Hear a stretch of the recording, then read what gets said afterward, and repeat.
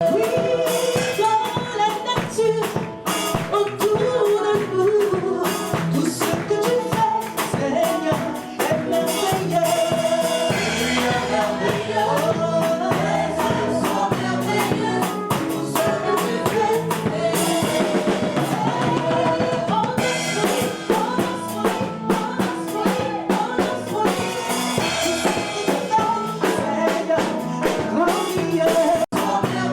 Je crois que je vais laisser maman continuer un peu.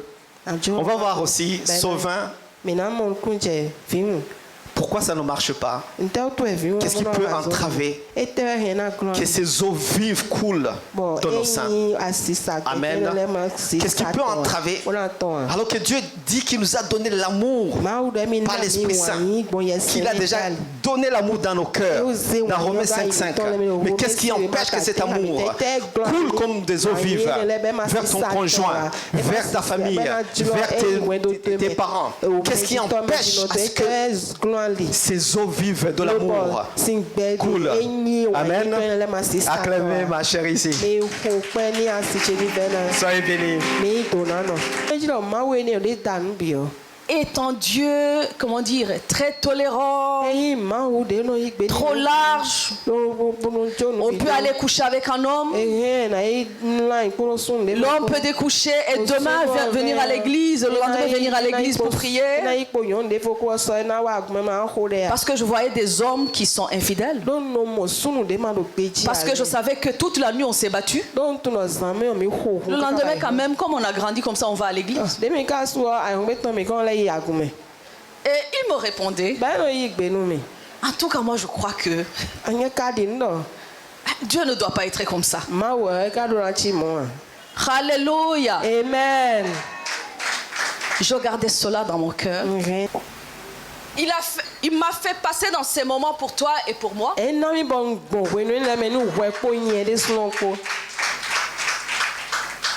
Dans Ésaïe 6, verset 8, autant pour moi. Dieu dit, je ne sais pas s'il y a quelqu'un qui peut lire. 8. Ésaïe chapitre 6, verset 8. J'entendis la voix du Seigneur disant, qui enverrai-je et qui marchera pour nous? Je répondis, me voici, envoie-moi. Alléluia. Amen. Gloire à Dieu. Dieu ton créateur. Dieu ton sauveur. Celui qui a payé le prix à la croix pour toi. Il crie chaque jour pour ces familles qu'il a créées parce qu'il veut les restaurer. Et il demande qui enverrait. Qui marchera pour nous pour que nous sauvons? Qui marchera pour nous pour que je restaure? Qui marchera pour nous pour que je donne la vie? Chaque jour, il crie.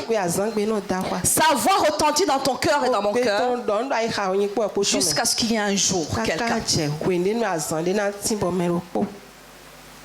Tu ne diras pas que tu ne l'as pas entendu. Et celui qui a permis que je me pose toutes ces questions, parce que d'une façon ou d'une autre, Dieu demandait qui enverrai-je dans ce foyer. Ce n'est pas quelqu'un de l'extérieur. Qui sera mon instrument pour que je restaure? Ce n'est pas quelqu'un d'autre qui a entendu cette voix, c'est bien moi-même. Alléluia. Amen. Est-ce que tu n'entends pas cette voix? Le prophète Isaïe a dit, me voici. Ah, me voici n'est pas facile. Alléluia. Amen.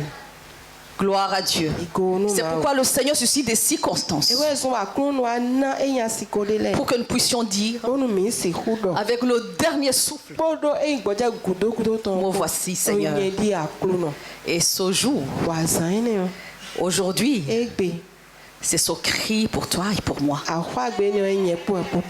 Et le Seigneur qui t'a amené ici t'amène à dire, me voici Seigneur. Dans ce tabernacle de résurrection, me voici pour que tu redonnes vie à ce qui est mort. Gloire à Dieu. Donc je disais tantôt qu'en 2005, j'ai donné ma vie à Christ. Au moment où j'allais quitter mon foyer, au moment où j'avais décidé de tout abandonner, abandonner l'homme que j'ai aimé pourtant, mais je me posais la question de savoir comment je vais faire avec ces enfants merveilleux que Dieu nous a donnés. Ils n'ont rien donné pour qu'ils subissent ce que je suis en train de subir. Ils n'ont rien fait pour que je les sépare de leur père. Parce que leur bonheur dépend de mon union avec lui. C'était la question que je me posais. C'était ce qui me retenait. Parce que j'ai grandi ayant 2 parents. Dans une famille stable. Avec des parents aimants. Qui nous conduisent, qui nous conseillent en toutes choses. Et je me rappelle qu'à 22 ans, quand j'étais à l'université vers la fin de mon cycle, mon père passait avant d'aller au service, il passait chez moi. Et comme j'avais à peu près 20-21 ans, et il me disait, je suis venu pour te saluer, pour savoir comment tu vas, parce qu'à ce temps-là, il n'y avait pas de téléphone portable. Et je comprenais que c'était pour voir comment je vis. Et je me rappelle qu'avec les sœurs avec qui j'étais dans la chambre, avec le temps, ils ont appris que chaque lundi, ils ne doivent jamais quitter la chambre. Parce que quand le père va venir, il va demander où elles sont. Si elles sont au cours ou pas. J'ai gardé cela dans mon cœur. Et je vais vous dire que cela a mis des limites dans ma vie. Mais subitement, le bonheur va partir à 22 ans. Je vais perdre mes parents avec un écart de 1 mois et demi. L'un et l'autre. Donc je suis devenue orpheline à 22 ans. Avec d'autres enfants derrière. Mais j'ai vu la main du Seigneur. Et c'est là où le Seigneur va saisir ma vie pour que je m'attache à lui. Mais j'ai compris que ce que les parents ont mis en moi jusqu'à 22 ans était un bagage suffisant et profond. Aujourd'hui, Dieu parle aux parents pour savoir que je ne fais pas ce que je veux. Je ne vais pas où je veux. J'ai besoin de quelqu'un, d'une couverture. Et Dieu va faire à ce qu'il me donne des mamans. Parce que j'étais au Burundi, là où je suis née, j'ai grandi. J'ai étudié, je me suis mariée. Oui, là, je me suis mariée, je me marierai plus tard, évidemment. Et ça m'a donné un grand bagage dans ma vie. Le respect de l'autre. Être une enfant pour les adultes, me laisser conduire et écouter les conseils. Et donc j'ai compris que si je sépare mes enfants de leur père, ils risqueraient de subir des choses terribles. Parce que je ne pourrai jamais remplacer leur père. Gloire à Dieu. Et surtout que, il va le dire, il aura certainement l'occasion de le dire. Lui, il avait vécu sans père. Et je me disais que finalement, il y a des choses qui se répètent. Parce que peut-être quelque part, il n'y a pas de repère. Gloire à Dieu. Amen. Et je me rappelle que je me suis prosternée un jour. J'ai dit, Seigneur, je te crains. Je ne te connais pas, mais je crains mon Dieu créateur. Je ne fais pas subir à mes enfants ce qu'a vécu leur père. Mais je vais te connaître. Révèle-toi à moi. Je ne vais pas Je ne vais pas prier par religion. Si c'est toi qui veux que je reste dans ce foyer, je veux que tu me visites avec l'homme que tu m'as donné. Parce que si tu me visites seul, je ne pourrai jamais avancer avec toi. J'étais seule dans ma chambre. Je veux que tu me visites avec les enfants que tu m'as donnés. Afin que le monde sache que tu es un Dieu vivant. Moi, je ne sais pas. Je veux que tu te révèles à moi. Parce que je ne sais pas si tu es vivant ou pas. On est tout le temps dans l'échec. Je me plaignais quelque part. Je vais vous dire que j'avais une Bible que ma belle-mère nous avait donnée. Cette Bible, on ne la lisait jamais. On ne comprenait rien. Et un jour, je vais tomber sur une parole dans Ésaïe 41, verset 10,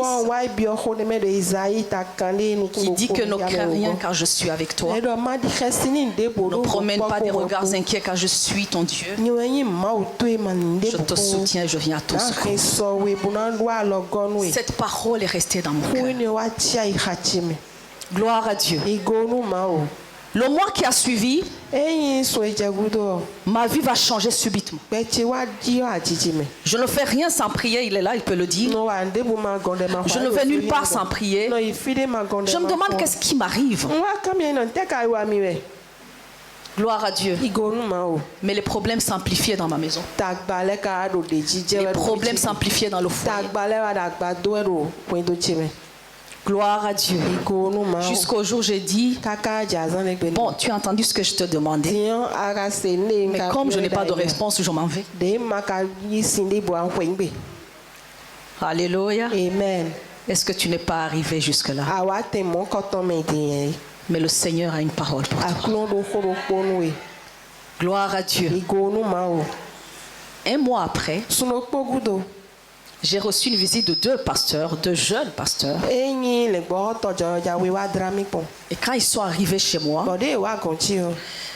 je les ai accueillis, c'était par le biais d'une amie. Et le pasteur va me raconter sa vie. Il va me dire ce que j'ai demandé à Dieu il y a 2 mois. Je pleurais. Il m'a dit, ce Dieu-là, il est là. Tu te poses une question dans ton cœur. Est-ce l'homme que Dieu m'a destiné? C'était ma question chaque jour. Je l'ai aimé. On s'est aimé. Finalement, ça n'a pas marché. Est-ce que c'était lui que tu m'as destiné? Il va me donner une réponse immédiate. Dieu te donnera une réponse aujourd'hui. Afin que tu n'abandonnes pas. Alléluia. Amen. Il m'a dit, ne regarde pas ce qui se passe. Il a dit que c'est lui que Dieu t'a destiné. Et il glorifiera son nom à travers votre foyer. Comprenez que même si je croyais à son Dieu, c'était difficile de recevoir, d'accepter ce qu'il est en train de me dire. Parce que voyant les problèmes qui sont dans notre foyer, je me disais, Seigneur, en tout cas, il faut ta grâce. 2 semaines d'avant cela, j'ai eu une vision que je ne pourrai jamais oublier. Je ne savais pas que Dieu parle par les rêves. J'étais enceinte. Effectivement, j'étais enceinte. Et j'ai vu un gros serpent venir pour m'attaquer. J'ai crié mon enfant. Et j'ai vu quelqu'un apparaître derrière le serpent. Et un grand homme en blanc. Il a tué le serpent. Et le sang a giclé. Je me suis dit que c'était mon enfant qui était blessé, que moi-même j'étais blessée. J'ai crié. Et l'homme est venu prendre ma main. Il m'a dit, lève-toi.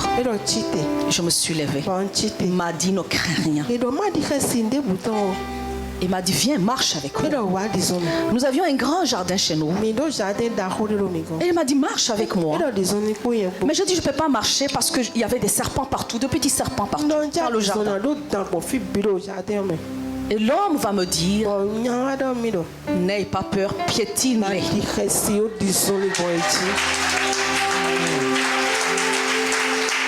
J'ai eu confiance à cet homme. Puisqu'il me prenait la main, j'ai piétiné. J'ai marché. J'ai vu que les serpents étaient inertes. Mais une voix va retentir à côté pour me dire, tu ne pourras pas y arriver. Je me suis retournée. Je ne voyais personne. Et j'ai dit, j'y arriverai. Quand nous sommes arrivés devant comme un un hôpital, je vis 4 personnes en blanc. Et l'homme, il m'a confié à ces personnes. Et je me suis réveillée. Je ne savais pas que Dieu parle. Je n'avais pas encore donné ma vie à Christ. Et j'ai eu peur parce que je me suis dit que je vais mourir. J'ai appelé une maman qui est vraiment servante de Dieu. C'est la deuxième maman de mon mari. Je lui ai raconté ce qui s'est passé. Elle m'a dit, on va prier. Mais comme elle ne savait pas qu'elle savait que je n'ai pas encore donné ma vie à Jésus, peut-être je ne comprends pas ces histoires. Mais quand le pasteur est venu, c'est la première chose qui a retenti en moi. Je vais lui demander ce que veut dire la vision. Je lui ai raconté. Il m'a dit, amène ta Bible. J'ai pris la vieille Bible. Elle a ouvert dans Luc 19, verset 10. Gloire à Dieu. Je vous ai donné le pouvoir de marcher sur les serpents et les scorpions. Et toute la puissance de l'ennemi, rien ne pourra vous nuire. Quand j'ai reçu cette parole, ce même jour, dont j'ai dit que je me suis dit, il m'a dit, c'est Dieu qui t'a parlé. J'ai dit, ce que Dieu m'a montré, c'est écrit. Il m'a dit oui. J'ai dit, pasteur, donc c'est Dieu qui m'a visité. Il m'a dit oui. C'était parti dans ma vie. Alléluia. Gloire à Dieu. C'était un après-midi, la nuit. J'ai prié toute la nuit. Dans mes propres mots. J'ai dit, Seigneur, révèle-toi à moi. On m'a dit que tu es vivant. Je vais te voir. Je vais te voir. Moi-même d'abord. Je savais parce que je délirais. Le lendemain matin, c'était la même chose. 1 semaine. 2 semaines. Et mon mari me dit, ta vie a changé. Jusqu'à ce qu'un jour, quelqu'un vienne vers 3 h du matin, me toucher, me dit, Chantal, lève-toi et prie. Je lui ai dit, Dieu est vivant. Je lui ai dit, Dieu est ici. Il me dit, mais c'est quoi ça, cette histoire? J'ai dit, le Seigneur est ici. Le Seigneur a commencé à me révéler beaucoup de choses. Effectivement, mon mari voyait qu'il y a un changement dans ma vie.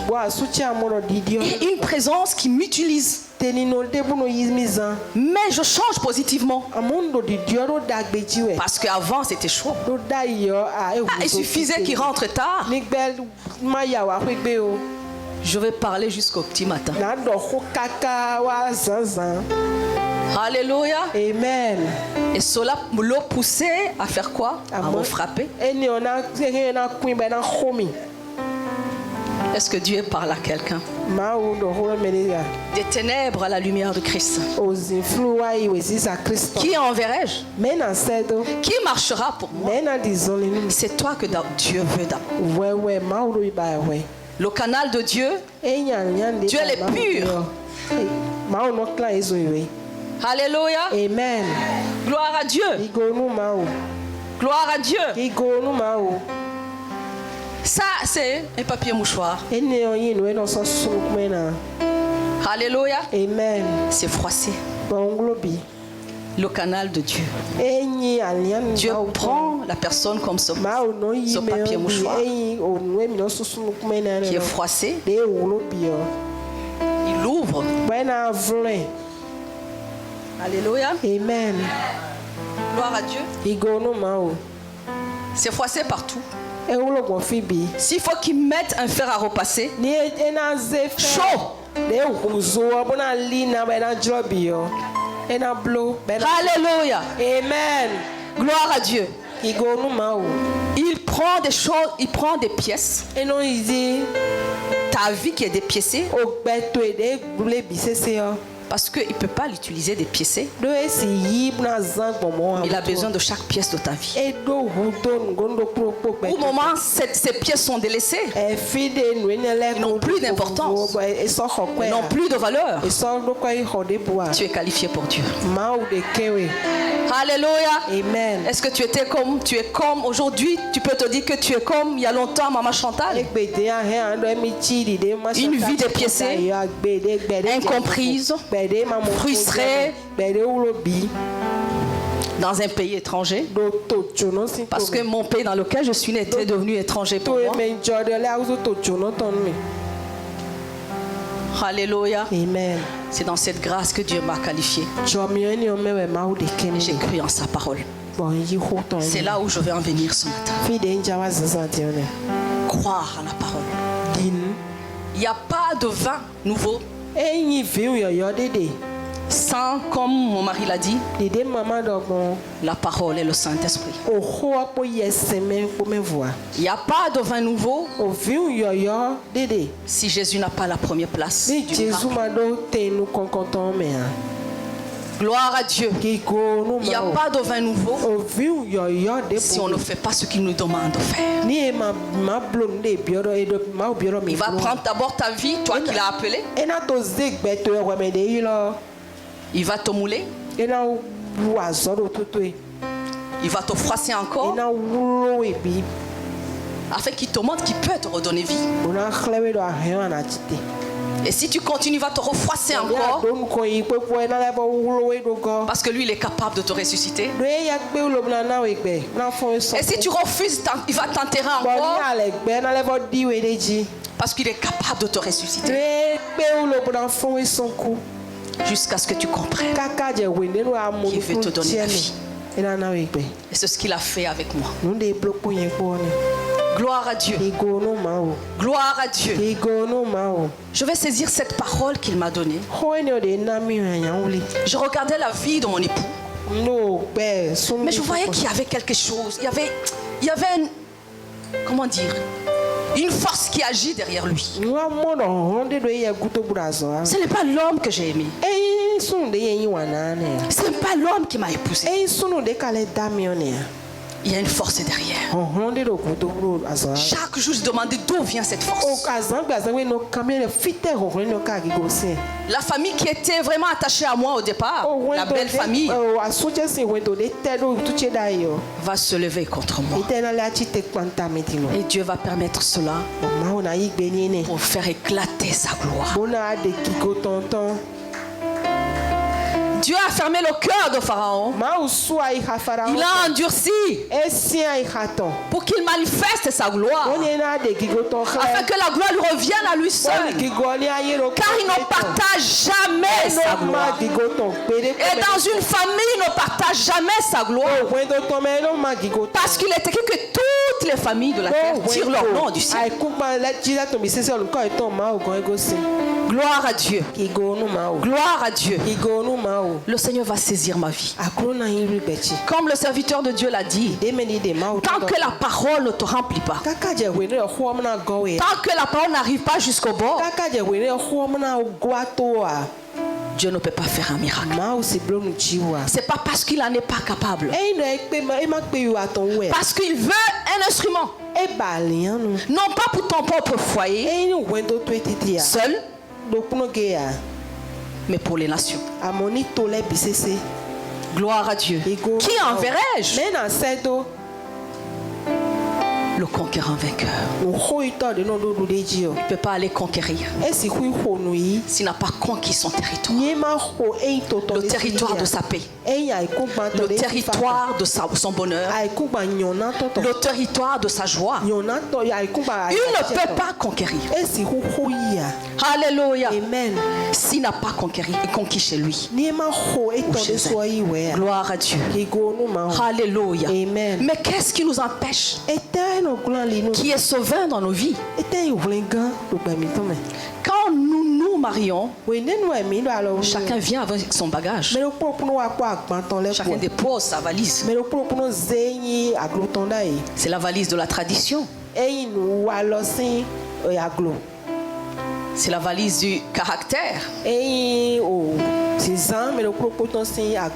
De la mentalité de chez moi. Des dieux de chez moi. Nous allons lire dans Genèse 31, verset 19.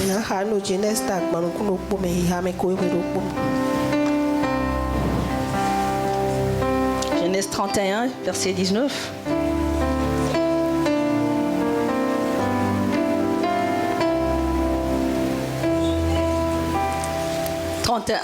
Genèse chapitre 31, verset 19. Tandis que Laban était allé tondre ses brebis, Rachel déroba les téraphins de son père. Alléluia. Amen. Rachel est partie dans son mariage. Il a quitté la maison de son père avec les téraphins de son père. Il n'a pas voulu laisser ces dieux qu'ils ont adorés durant des années. Et la Bible dit par la suite, quand Laban est venu, il a demandé à Jacob pourquoi il a pris ces dieux. Jacob a dit, je ne pourrai jamais prendre tes dieux, mais périsse celui ou celle qui a pris ces dieux. Il ne savait pas qu'il venait de détruire la destinée de son épouse. Donc quelqu'un de très cher pour lui. Et quand Laban a demandé, la Bible dit qu'il est entré dans toutes les tentes. Rachel s'est assise sur le terrain. Il n'a pas voulu se lever. Elle a caché le téraphim. Quel est le bagage que tu as amené dans ton mariage? Quel est le téraphim que tu amènes? Que ce soit l'homme, que ce soit la femme. Nous verrons plus tard que cela a écourté la vie de Rachel. Qu'est-ce que nous amenons dans nos vies, dans nos foyers?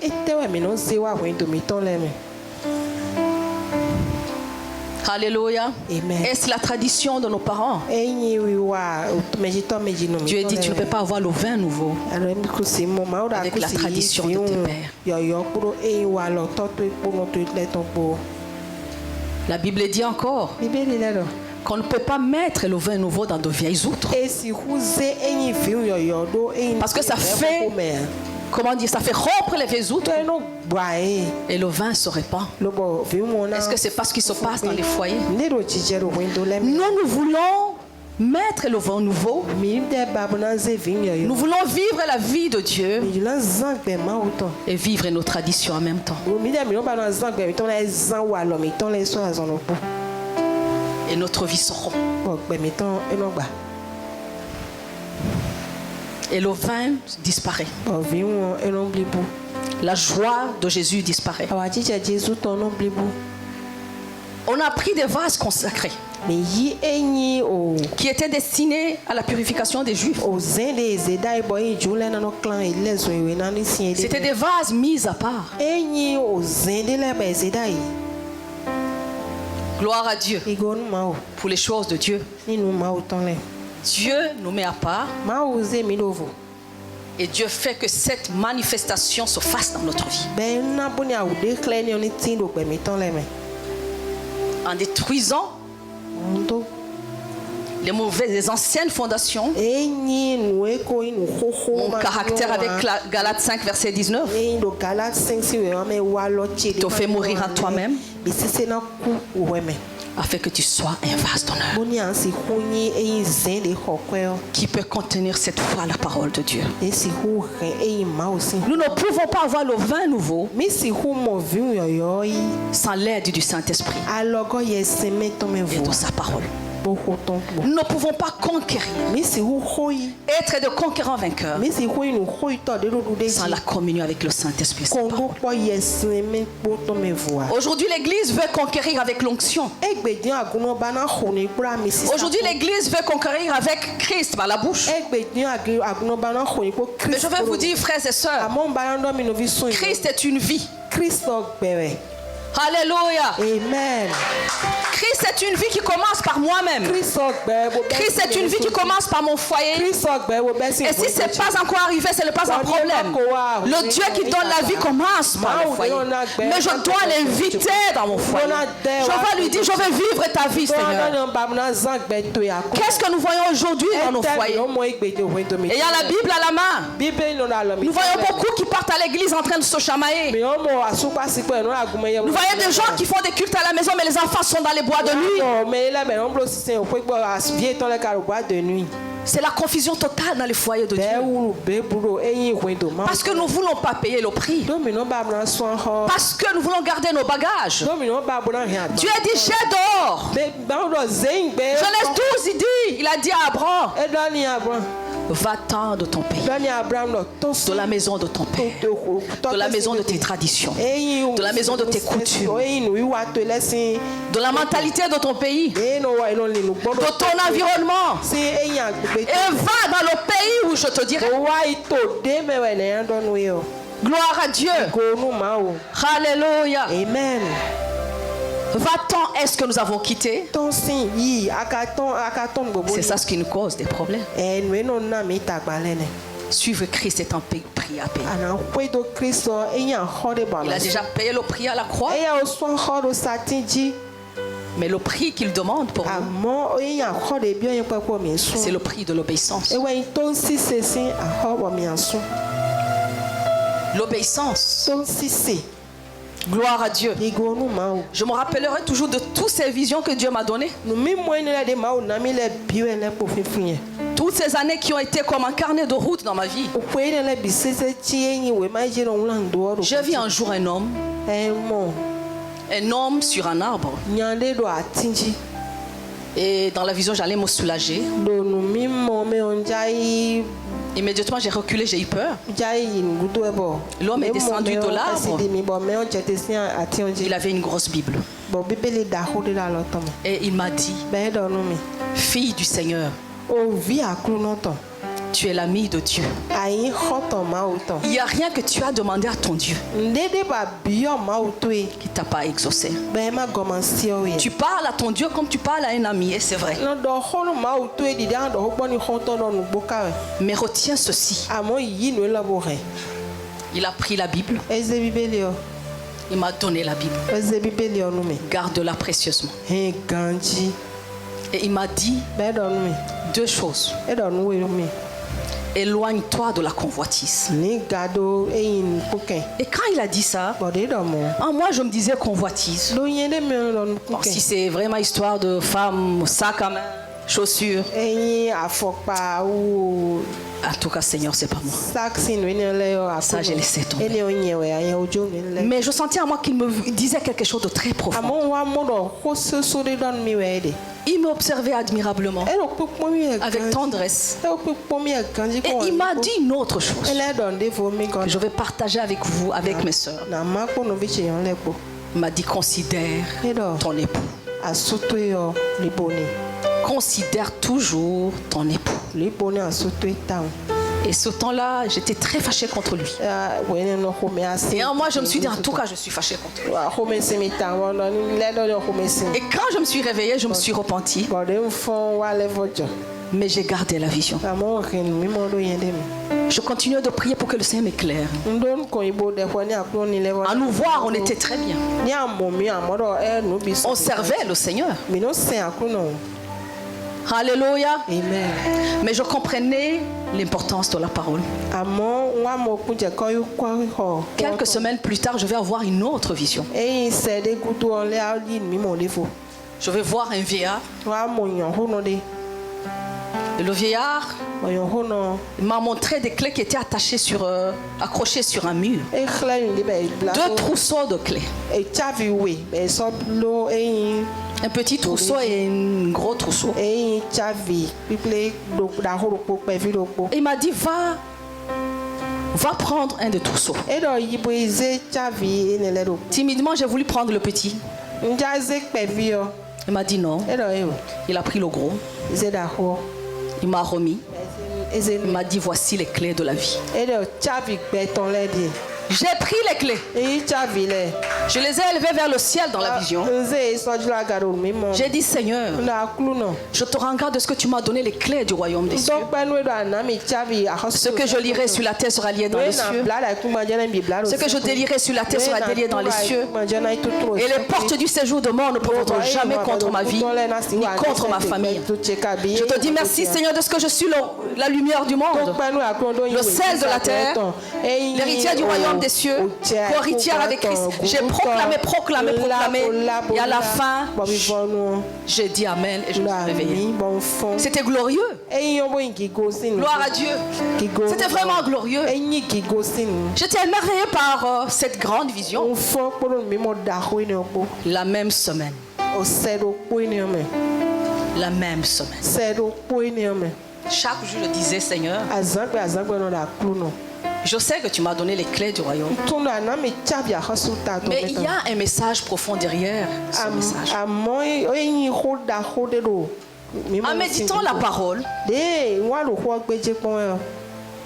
j'ai compris que si chaque porte que Dieu m'a présentée, chaque clé que Dieu m'a présentée, il y avait quelqu'un qui voulait me présenter une clé contraire. Je devais conquérir chaque clé. Tu dois conquérir chaque clé que Dieu t'a donnée. Les portes du séjour de mort ne pourront jamais contre ma vie. Immédiatement, j'ai compris que les portes allaient se lever contre moi.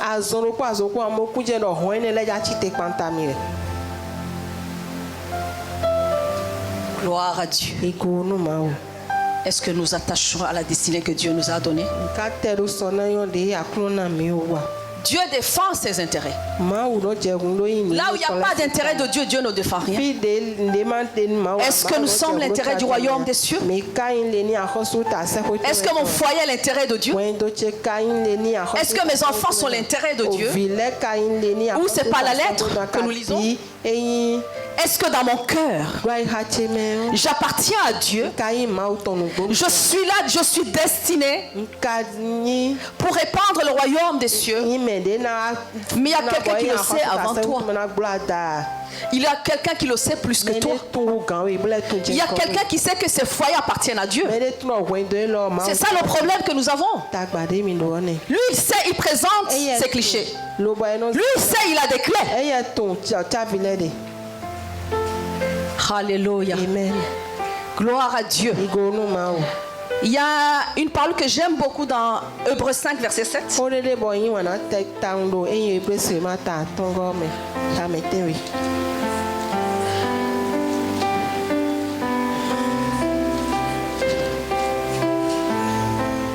Hébreux 5, verset 7 jusqu'à 9, jusqu'à 10. Jusqu'à 9, autant pour moi. C'est lui qui, dans les jours de sa chair, ayant présenté avec de grands cris et avec des larmes, des prières et des supplications à celui qui pouvait le sauver de la mort, et ayant été exaucé à cause de sa piété, a appris, bien qu'il fût fils, l'obéissance par les choses qu'il a souffert, et qui, après avoir été élevé à la perfection, est devenu pour tous ceux qui lui obéissent l'auteur d'un salut éternel. Il a souffert. Il a appris par des choses qu'il a souffert, bien qu'il fût fils.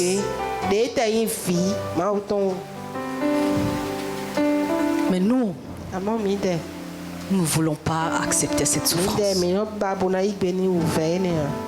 Nous voulons que ce soit l'autre. C'est là où je viens en venir sur le foyer. C'est l'autre qui doit m'aimer. C'est l'autre qui doit faire.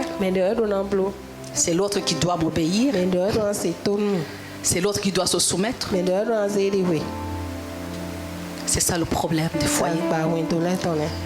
Le mauvais caractère. On ne délivre pas le mauvais caractère. On fait mourir le mauvais caractère. Alléluia. Amen. Galates 5, verset 19, les œuvres de la chair. Tant que le mauvais caractère n'est pas mort en moi. Comme le dit Romains 6, qu'il a crucifié le vieil homme à la croix. Et Galates 5, 23 dit que ceux qui appartiennent à Jésus-Christ, ils ont crucifié leur chair avec ses passions.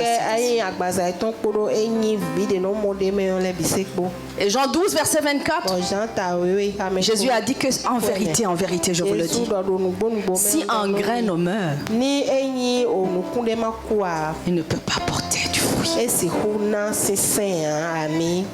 Nous devons mourir nous-mêmes, mourir au mauvais caractère, mourir à la haine.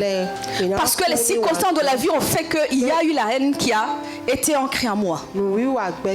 Les circonstances que je traverse ont fait qu'il y a eu un manque de pardon en moi. Les problèmes que je traverse ont fait que je devienne colérique, rancunier. N'est-ce pas ça? Mais Dieu dit, si tu ne meurs pas ça, il n'y aura pas de résurrection. Il y a résurrection quand il y a mort. Gloire à Dieu. Quand j'ai compris que ce mari que Dieu m'a donné, Dieu le connaissait et savait que nous allions vivre ensemble. J'ai compris que pour que je sois heureuse, il faut que je l'attrape. Parce qu'il est à moi. Parce que Dieu m'a dit qu'il est à moi. Il n'appartient pas à quelqu'un d'autre. Je dois reconquérir son cœur. Je dois dire à Satan qu'il n'est pas à lui.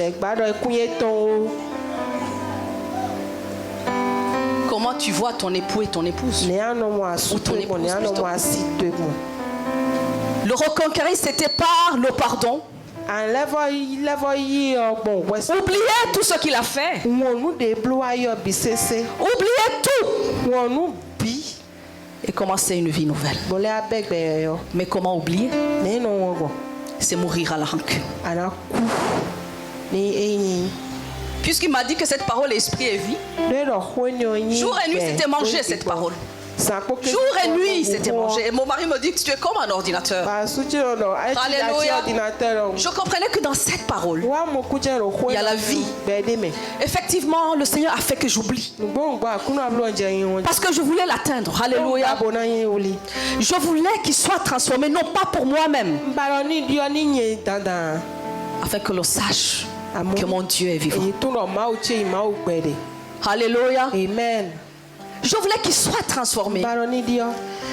Non pas pour que on voit que je suis heureuse, parce que effectivement le Seigneur est prêt à le faire. Que ce Dieu qui m'a visité, que l'on sache qu'il peut donner la vie. Que cette famille qui avait des problèmes aussi, que j'ai compris plus tard par la parole. Et plus j'entrais dans la parole, plus j'avais compassion dans ma belle famille, qui est une très chère famille aujourd'hui. Ma belle famille qui est mon honneur devant le Seigneur aujourd'hui. Qu'est-ce qui est impossible à Dieu? L'amour triomphe toujours. L'amour est plus fort que la haine.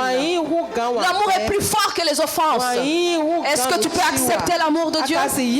Aujourd'hui, nous ne voulons pas, le vin nouveau ne se manifeste pas dans les foyers. Parce que nous n'acceptons pas l'amour du Seigneur. Nous doutons de son amour. Dieu veut venir chez toi avec toute sa plénitude. Dieu veut venir dans ton cœur pour ôter l'ancien cœur. Il comprend le cœur de Pierre. Il est mort pour ça. Est-ce que tu peux accepter sa parole? Est-ce que tu peux accepter l'amour du Seigneur? Alléluia. Amen. Gloire à Dieu. Et dès qu'on accepte l'amour de Christ en nous, le pardon devient facile. L'amour de Christ fait que tu mettes les choses anciennes en avant. Parce qu'il a dit que nous sommes de nouvelles créatures. Toutes les choses anciennes sont passées. Toutes choses sont devenues nouvelles. C'est de lui dire, oui Seigneur, je suis prête à partir sur de nouvelles bases. Je suis prêt à partir sur de nouvelles bases. Pour reconquérir cette famille pour toi, pour reconquérir mes enfants pour toi, pour reconquérir d'abord ma propre vie pour toi. Alléluia. Gloire à Dieu. Aujourd'hui nous avons la parole.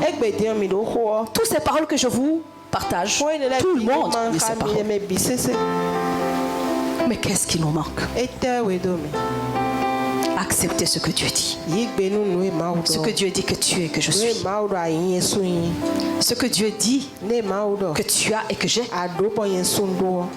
Dieu m'a montré ses clés. Mais sans la parole, je serais foutu. L'ennemi a voulu me tuer plusieurs fois.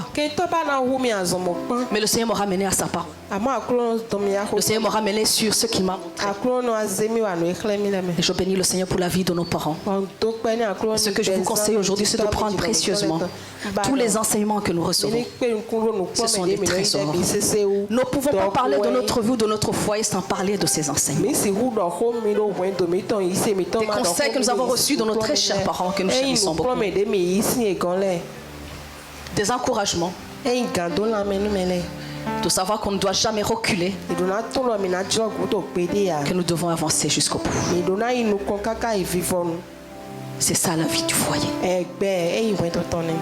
Ne jamais reculer, quelles que soient les circonstances. Le conquérant vainqueur ne recule pas, parce qu'il voit devant.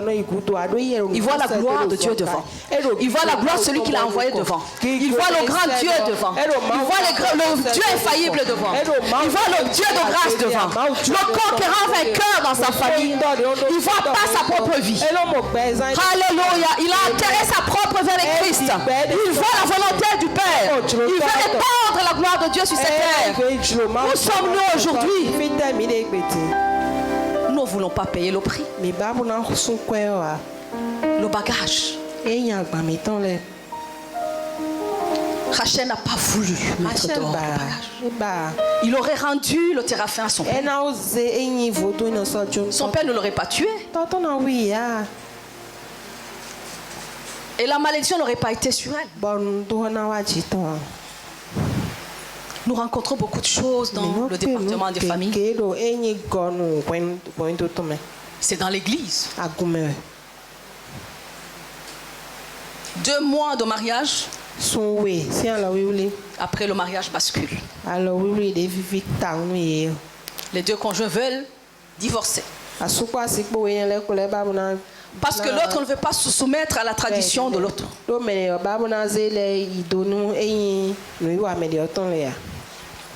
Est-ce que Dieu parle à quelqu'un? Le bonheur dans le foyer, c'est d'accepter de prendre ma propre vie, de prendre ce foyer et dire au Seigneur, voici ce foyer, fais de lui ce que tu veux. Le bonheur et le vin nouveau dans le foyer, c'est de savoir que je suis un donneur de vie. Je suis là pour donner la vie à l'autre. Pas qu'il me donne vie, parce que je suis là pour donner la vie. L'homme sait qu'il est là pour donner la vie. La femme sait qu'elle est là pour donner la vie. Et les enfants doivent savoir plus tard qu'ils sont là pour donner la vie. Ça demande un grand travail. Ça ne vient pas comme ça. ça. Alléluia. Gloire à Dieu. Il y a beaucoup de foyers qui sont heureux, l'homme et la femme qui sont... On ne sait pas s'ils sont heureux aux yeux du monde. Mais les enfants sont à l'extérieur de l'église. Les enfants vivent une autre vie. Est-ce que c'est possible d'avoir le vin?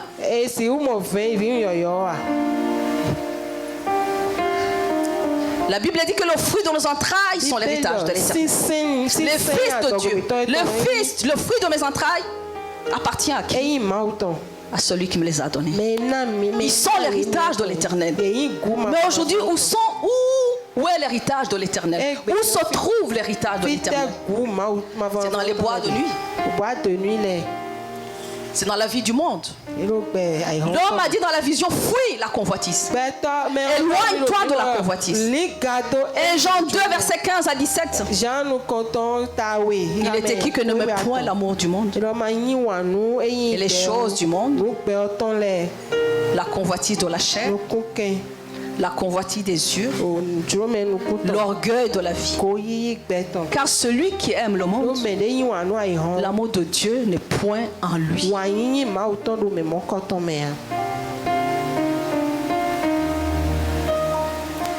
L'homme, la femme et les enfants. Et Dieu s'étend encore les serviteurs de maison. Tout ça pourquoi? Pour que je sois heureux, que tu sois heureux, ou que je sois heureuse, que tu sois heureuse. C'est la conquête du début jusqu'à la fin. C'est la conquête quand ça finit avec les enfants, c'est la conquête de petits-enfants. Quand les petits-enfants grandissent dans le Seigneur, c'est la conquête des arrière-petits-enfants. Et quelqu'un m'a demandé, maman, ça finira quand? Et je lui ai dit, alléluia. C'est quand tu vas rentrer chez ton père. Ça va finir. Quand chez moi tout va bien, Dieu m'envoie chez le voisin. Quand chez moi Dieu a accompli, qu'est-ce qu'il fait? Il m'envoie chez ma soeur. Ta postérité envahira les nations.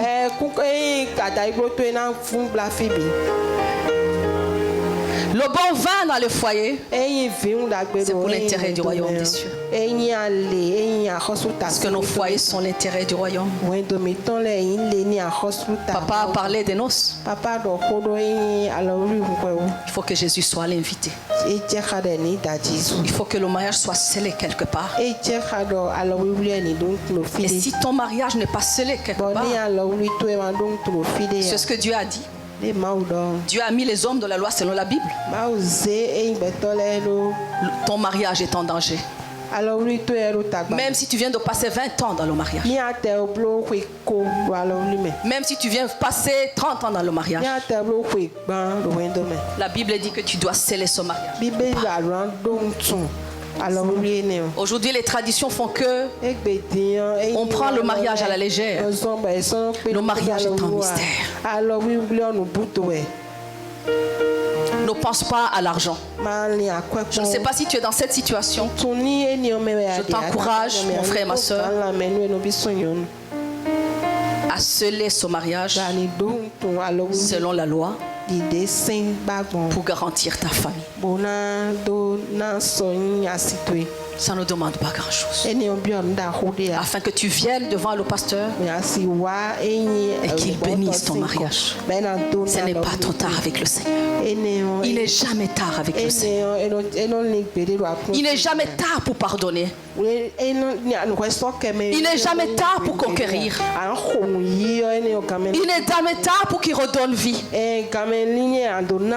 Mais te pose cette question ce matin. Qui enverrai-je? Qui marchera pour moi? Les blessures émotionnelles.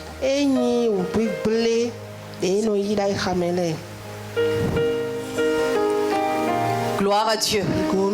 Voici un grand problème dans les foyers. Quelqu'un qui a été blessé émotionnellement par une enfance brisée, par un rejet quelque part, ou une perte dans notre chair. Son cœur, son âme est blessée. Si la personne ne se laisse pas restaurer par le Seigneur, il sera difficile que cette personne puisse donner la vie à l'autre. Et laisser le Saint-Esprit faire jaillir sa parole sur son esprit. Parce qu'il va vivre selon son âme. Il suffira qu'on lui dise quelque chose, il va entendre B. Si on dit que c'est elle, il va entendre que c'est lui. Ils sont terribles les blessures émotionnelles. Quelqu'un qui est blessé émotionnellement par une enfance brisée sera toujours à la recherche de l'amour. C'est quelqu'un qui a subi le rejet. Il va se faire subir le rejet aux autres aussi. C'est un cas que je dois traiter sérieusement avec le Seigneur. Savoir que Dieu m'a aimé plus que toute autre chose. Savoir que l'amour de Dieu me suffit amplement. Et laisser le Seigneur me remplir de sa plénitude. Tu es orphelin ou orpheline? Sache que tu es un Père céleste. Celui qui ne peut jamais t'abandonner. Celui qui ne t'abandonnera jamais quelles que soient tes faiblesses. Tu es passé par des moments difficiles, des moments d'humiliation. Le péché te poursuit. Ou peut-être il y a quelqu'un qui te rappelle cela. Sache que Christ a payé le prix pour toi. Il n'y a aucune condamnation pour ceux qui sont en Christ. Alléluia. Amen. Gloire à Dieu. Qu'est-ce qui t'empêche de recevoir l'amour de Christ? Les blessures émotionnelles. Je dois laisser le Saint-Esprit penser ces blessures. Je dois accepter de vivre une vie nouvelle. Sinon, je ne veux pas donner la vie. L'irresponsabilité parentale vient souvent de ces blessures. Ou même trop de responsabilités. Parce que je n'ai pas confiance en quelqu'un. Vous savez, il y a des hommes dans les foyers qui veulent contrôler tout.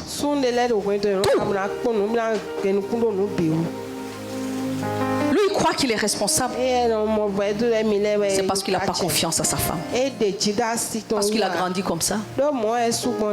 Il y a des femmes qui veulent contrôler tout. Qui veulent tout dominer. Parce qu'ils ont vécu en ça. Ils ont vu cela dans leur vie. Ou même elle n'a pas eu quelqu'un pour l'éduquer. Gloire à Dieu. Le manque de communication qui tue les foyers. L'homme qui a vécu seul. La femme qui a vécu seule, n'ayant pas quelqu'un pour lui demander où est-ce que tu vas, qu'est-ce que tu fais, n'ayant pas de limites dans la vie, quand il rentre tard. Un enfant qui grandit comme ça, quand il sera dans le foyer, il ne dira jamais, il ne rendra jamais compte à son époux, à son épouse. Ça va revenir. La Bible dit que tant la terre, tant que le ciel existera, la terre existera plutôt. La loi de la semaille, de la récolte et de la moisson, elle ne changera jamais. Ce que nous semons, c'est ce que nous récoltons. Et c'est pourquoi Dieu va dire à Jérémie chapitre 1 verset 5 que je t'ai établi sur les nations et sur le royaume afin que tu abattes, afin que tu détruises, que tu arraches, parce qu'il y a des choses à arracher, afin que tu ruines, que tu plantes et que tu bâtisses. Je t'ai placé sur les nations, des traditions de génération en génération, des choses qui t'ont poursuivi depuis. Dieu dit, toi mon enfant, je t'ai établi, mais tu dois arracher.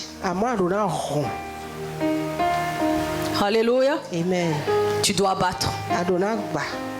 Tu dois détruire. Tu dois ruiner pour que ça ne pousse plus. Tu dois planter. Parce que si tu ne plantes pas, leur terre restera vide. Planter le fruit de l'esprit, la parole de Dieu chaque jour. Est-ce dans ma propre vie? Est-ce dans la vie de mon époux? Est-ce dans la vie de mes enfants? Dieu a dit tu dois arracher. Tu dois détruire. Ce que tu vois que ça pousse. Arrache. Plante. Bâtis la fondation de Christ.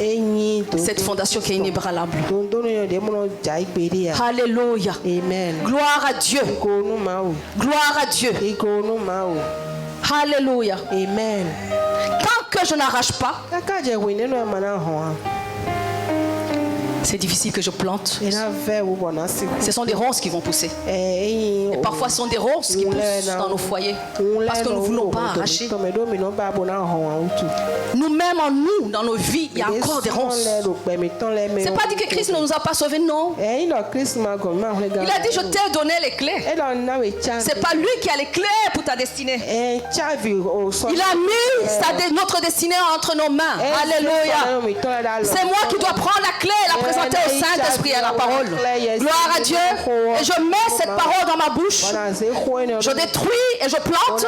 J'arrache et je sème. Alléluia.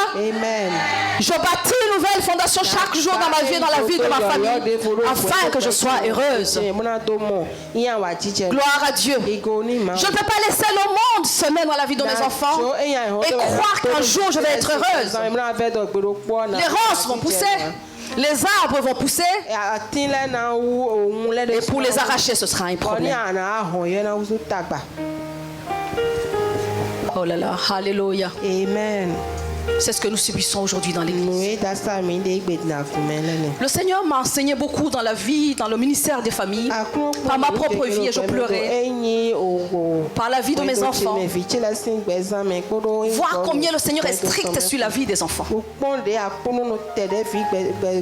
Voir combien le Seigneur regarde chaque étape de leur vie.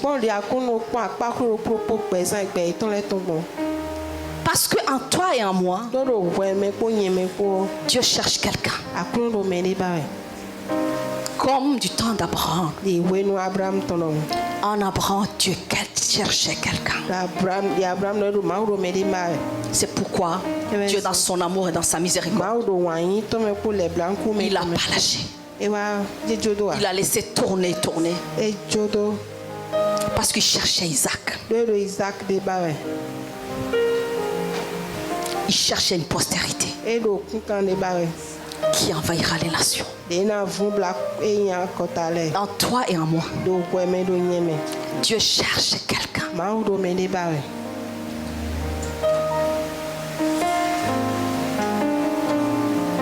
Alléluia. Amen. C'est pourquoi il a dit que le fruit de tes entrailles est une bénédiction.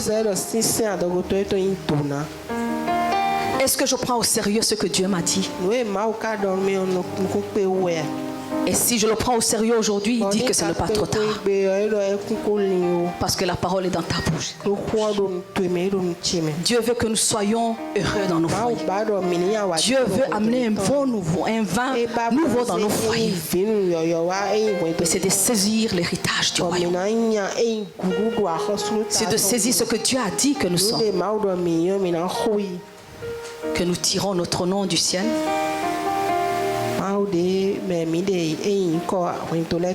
Et que c'est nous que Dieu a choisi pour promouvoir le royaume du ciel sur cette terre.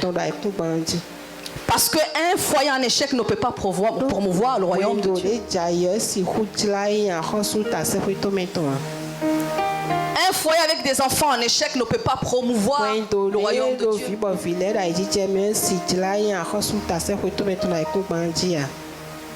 Gloire à Dieu. Est-ce qu'on peut partir sur de nouvelles bases?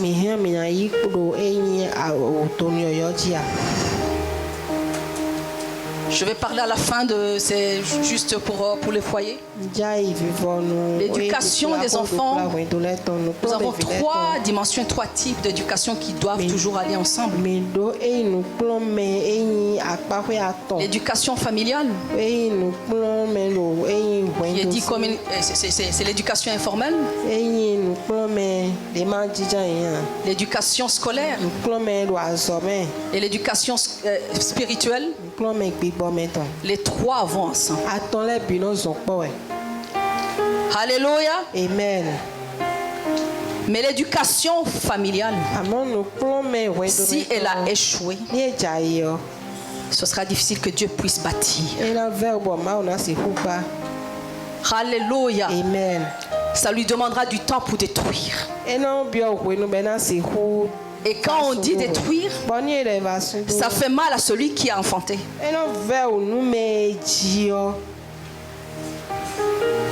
Gloire à Dieu.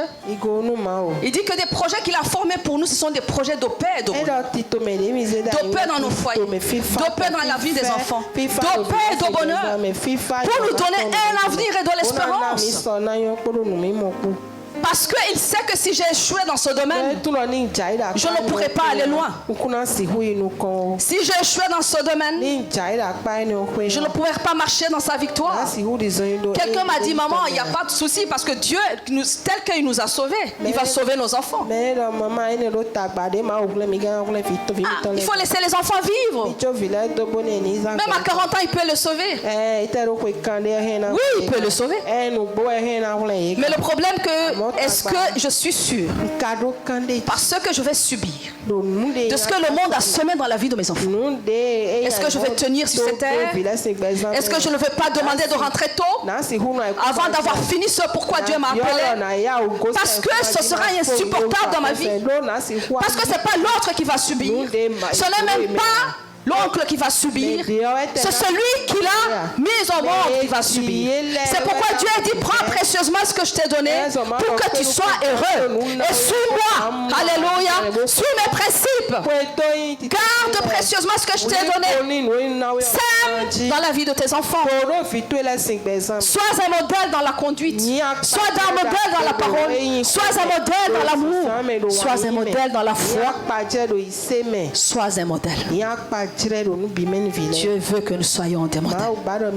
Mais si nous n'avons pas laissé construire notre vie dans la parole et le Saint-Esprit, dans l'obéissance, c'est difficile que nous soyons des modèles pour les enfants. Et c'est pourquoi nous voyons l'échec partout. Nous crions à Dieu, Dieu ne répond pas. Nous intercédons jour et nuit, Dieu ne répond pas. Parce que nous sommes tapés, nous sommes passés à côté de la plaque. Parce que Dieu cherche une postérité bénie. Celui qui va continuer ce qu'il a commencé. Celui qui va continuer et manifester la gloire de Dieu. Pas quelqu'un qui doit vidanger encore. Parce qu'il continue de me vidanger, moi qui ne le connaissais pas avant. Mais celui qui naît dans la semence de Dieu. Celui qui marche dans la gloire de Dieu. Parce que ce Dieu a permis que moi je le connaisse. Et ma postérité devient bénie. Je ne dois jamais laisser le monde semer dans la vie de mes enfants. Parce que s'il sème, c'est moi-même qui dois arracher. Alléluia. J'ai pas voulu. J'ai une grande vision que le Seigneur m'a montrée sur la loi du cultivateur. Nous laissons le monde semer et nous voulons semer la parole de Dieu et le monde étouffe la parole de Dieu.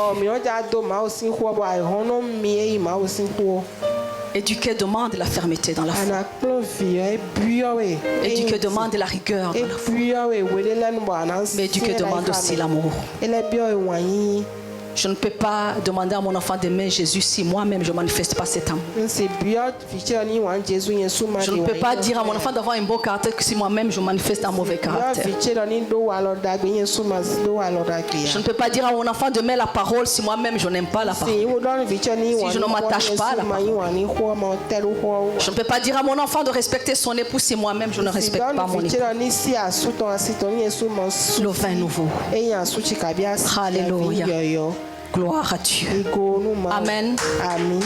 Que le Seigneur nous bénisse. J'ai vu que le temps passe. J'ai un message pour la jeunesse. J'ai un message pour les déterminés comme Anne. Les PDG plus. Vous êtes précieux aux yeux du Seigneur. Est-ce que Dieu peut compter sur vous?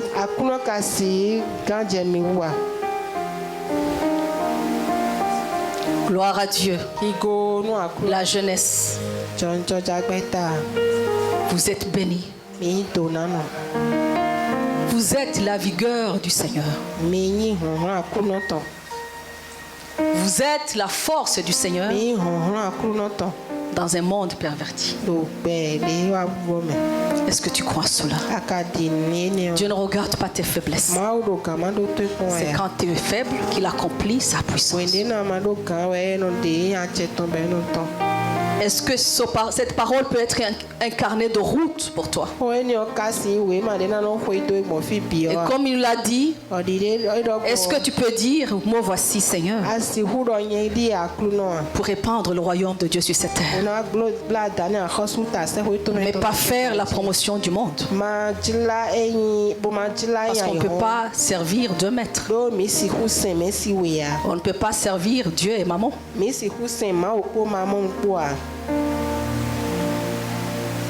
Gloire à Dieu. Tu peux te dire non, je serai marginalisé. Il faut vraiment que je saisisse où est-ce que je peux devenir après tout ce que j'ai subi. Je vais donner la parole à mon mari. Je pense qu'il a un message très important pour la jeunesse.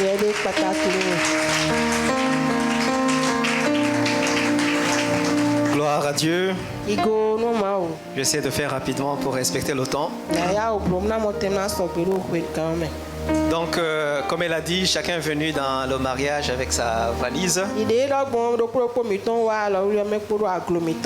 Moi, j'avais une grosse valise.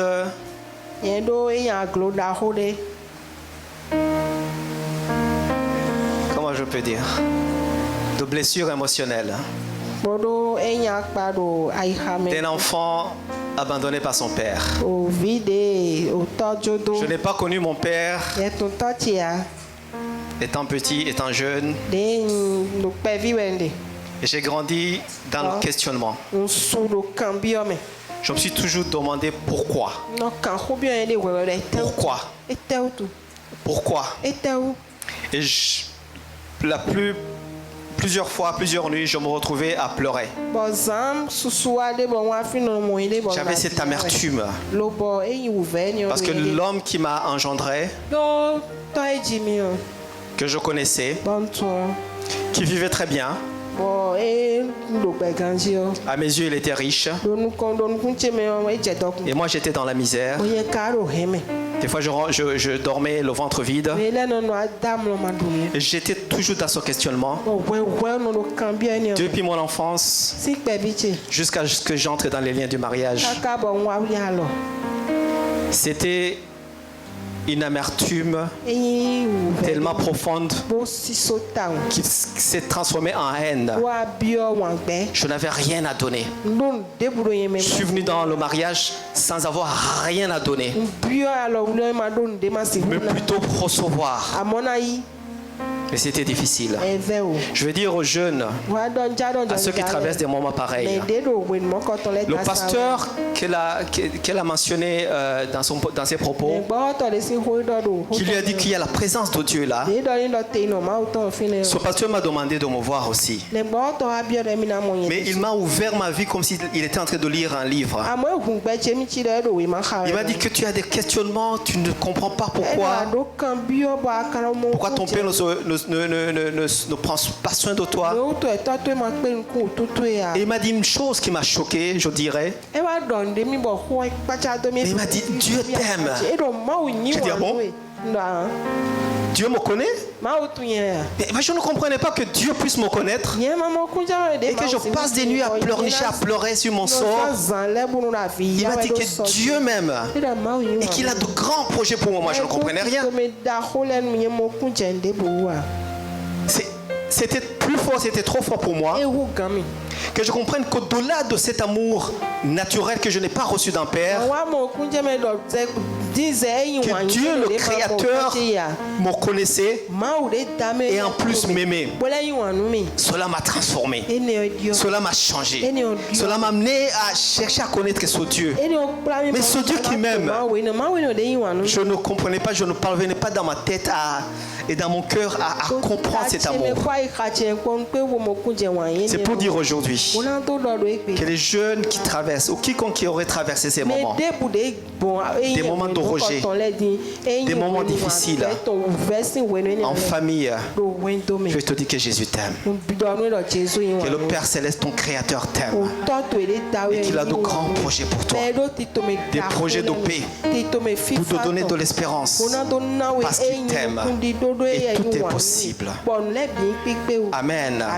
Ma femme a parlé de ces moments difficiles qu'on a traversés. Bien évidemment, puisque je n'avais rien à donner, je jouais la victime. Je faisais ma vie. C'est comme si je voulais importer ma vie de jeune homme dans le mariage sans comprendre que le statut avait changé, si je peux m'exprimer ainsi. Je n'avais pas de compte à lui rendre. Je vivais ma vie. Dieu m'avait donné un bon travail. Je tirais un bon salaire de ce travail. Et je faisais la fête. En fait, c'était une façon de fuir mes problèmes, mes tourments. Et dans le monde, il y a toujours ceux qui vont t'accueillir pour venir faire la fête avec. Mais cela, c'était au détriment de ma famille. Ça, c'était au détriment de mon épouse et de mes enfants. Jusqu'à ce que le Seigneur me saisisse. La Bible dit dans 1 Pierre 3, il dit, femmes, ayez cette conduite, afin que là où même la parole n'a pas atteint l'homme, que votre conduite chaste puisse les amener au Seigneur. Je peux dire aujourd'hui que dans sa rencontre avec le Seigneur, dans sa transformation, moi aussi j'ai eu ma visitation. Parce que là où on rentrait chaque fois, et que c'était la guerre, parce que soit je rentrais à la maison et c'était la guerre, soit je restais dehors où j'étais pour ne pas venir faire la guerre. Donc ni l'une ni l'autre des solutions n'étaient des solutions qui donnent la vie. Alléluia. Mais sa transformation m'a attiré vers quelque chose de plus puissant. M'a attiré à comprendre et à vouloir chercher, à vouloir comprendre ce qui s'est passé.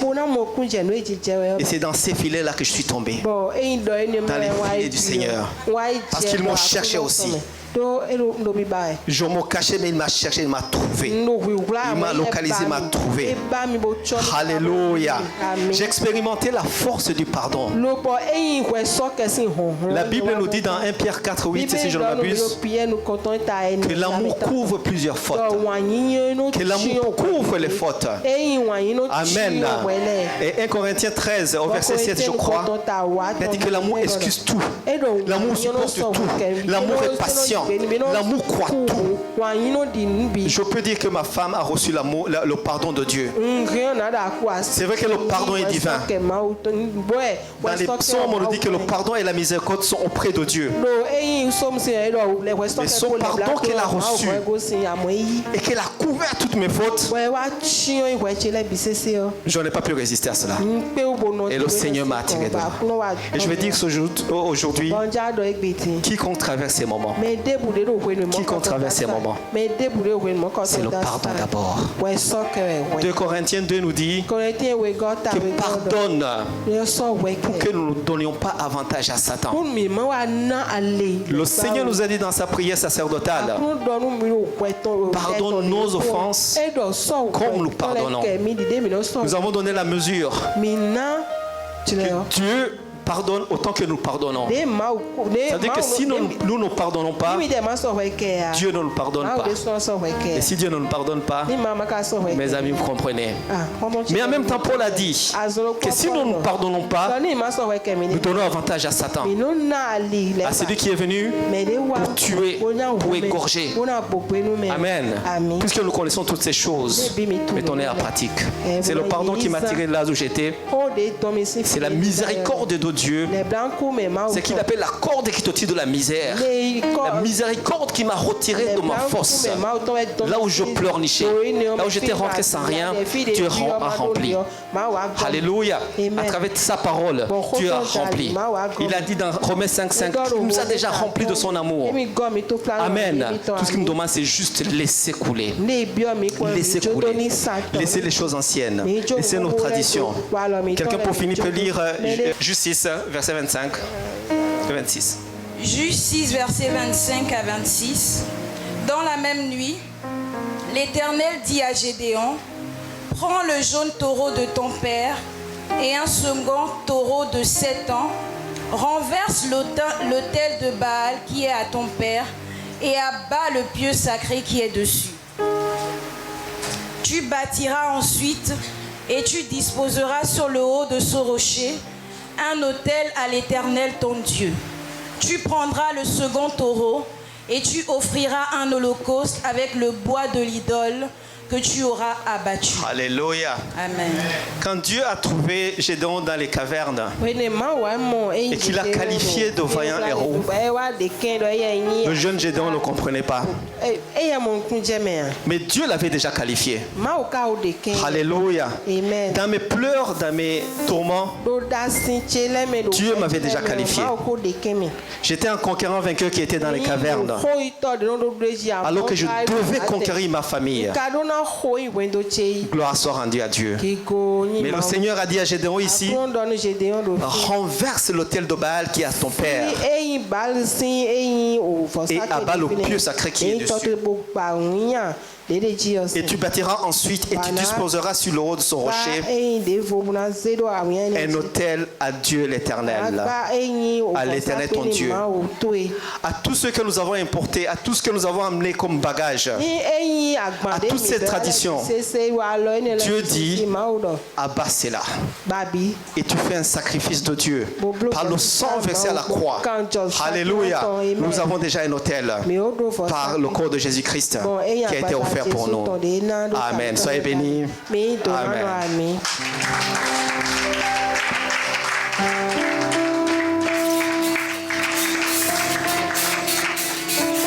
Amen. Tu peux faire encore plus.